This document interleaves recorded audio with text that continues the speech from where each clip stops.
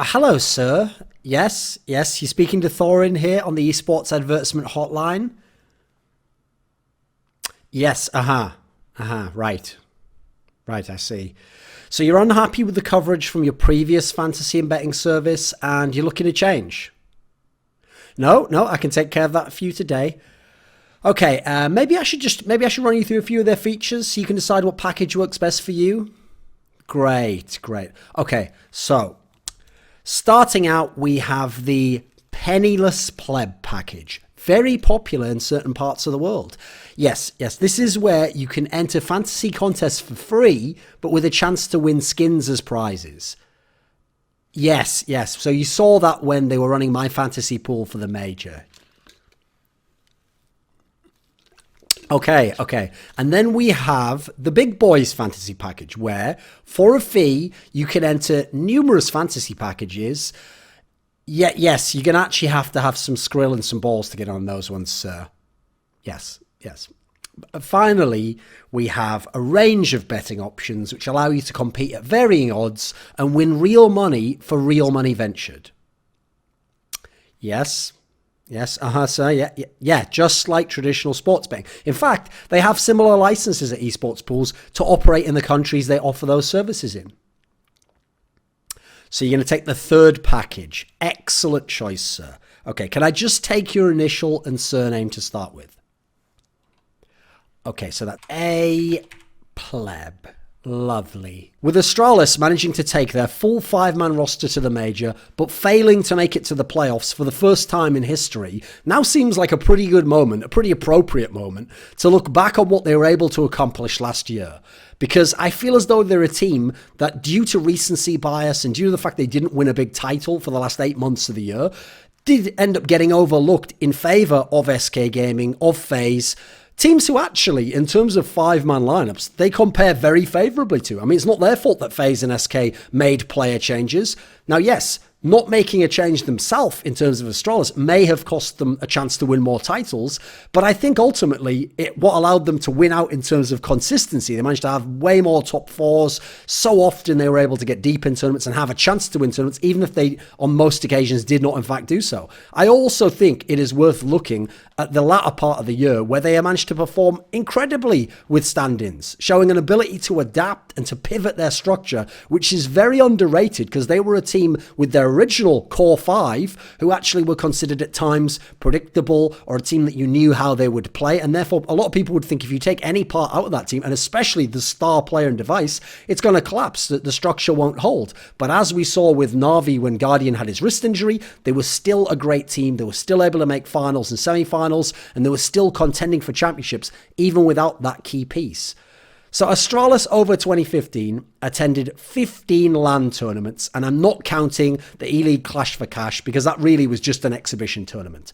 In those 15 LAN tournaments, they placed in the top 4 or better on 11 occasions. Only 4 times did they fail to make the top 4. That was DreamHack Masters Malmo, where they lost to Gambit in the round of 8. That was ESL New York, where they lost to Team Liquid in the group. And that was IEM Oakland and ESL Pro League, where either device had issues or was not present. So he missed the first game at IEM, which ended up being a key loss to, I think it was NIP, right?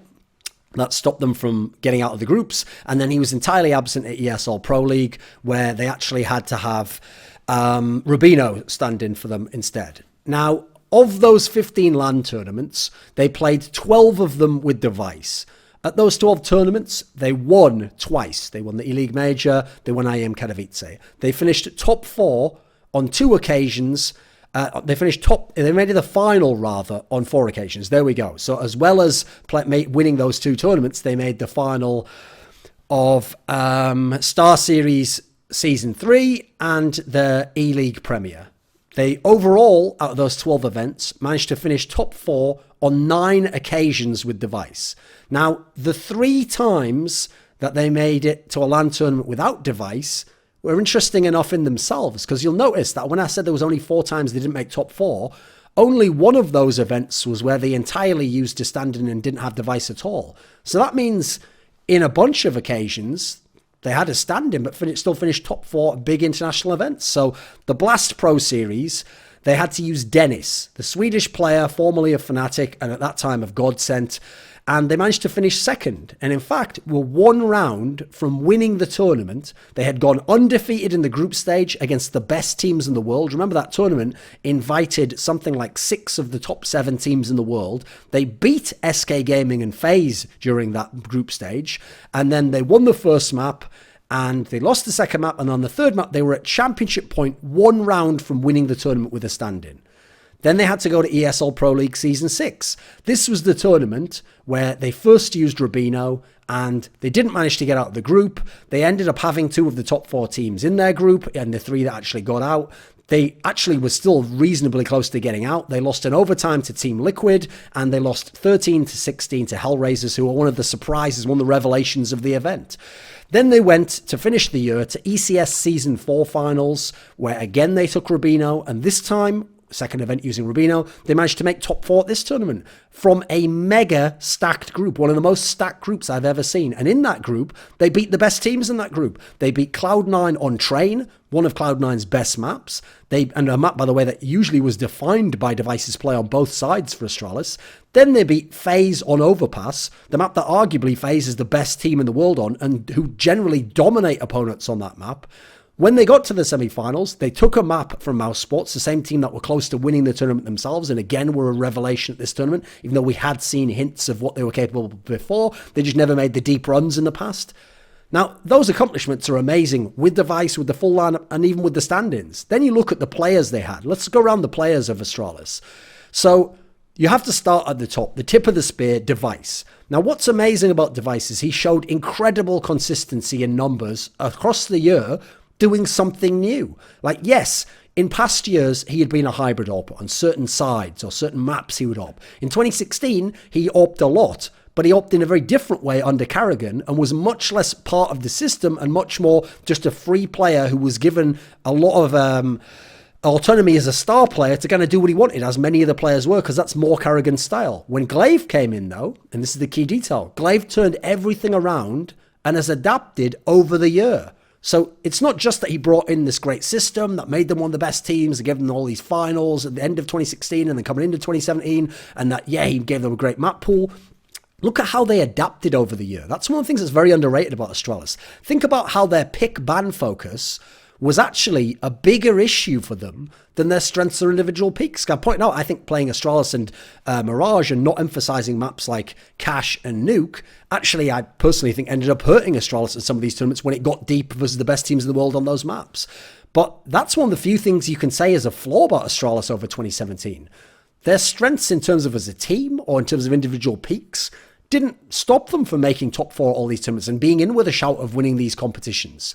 They're actually a team that seemed somewhat resistant to individual form, unlike teams like SK Gaming and FaZe, who if they had key players underperforming, sometimes just don't win the tournament, sometimes look much, much worse than they otherwise would.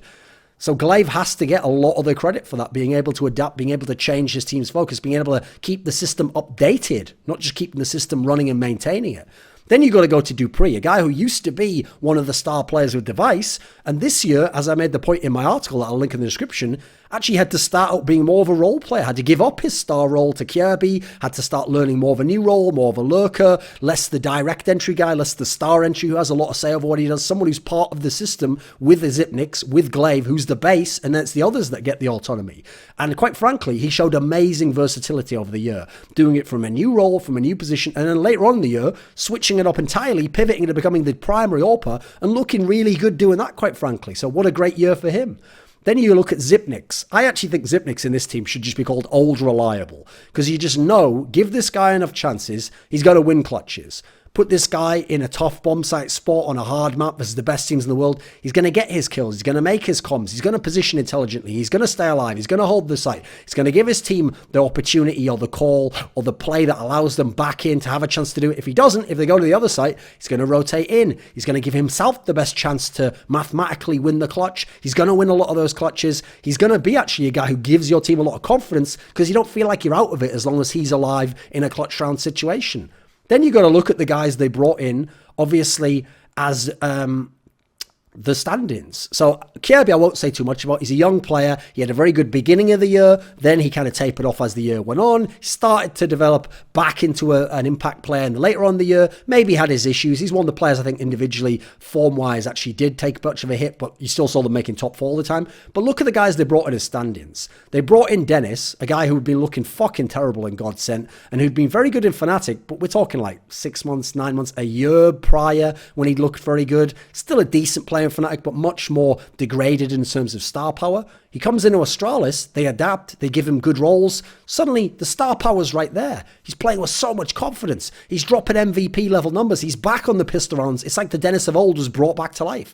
Then you look at Rubino. He showed that after all the bullshit and the fuckery in the Dignitas team where he was just wasting his time with inferior players never making it deep in tournaments, all of a sudden you saw that he's a strong player still that needs a good team, quite frankly. So what I love about Astralis in 2017 is that they did it in a totally different way, and not in the way that their lineup or their players had done it years before, except maybe Zipnix, and they did it in a unique and impressive way. And their accomplishment shouldn't be downplayed just because at the end of the year, yes, we do give SK Gaming the top spot, or we do give FaZe more plaudits than them for winning so many titles and being so dominant at the end of the year. Astralis and what they accomplished in 2017 was really amazing. I'm Device from Astralis, and welcome to Thorin's YouTube channel. It's a joke-free zone.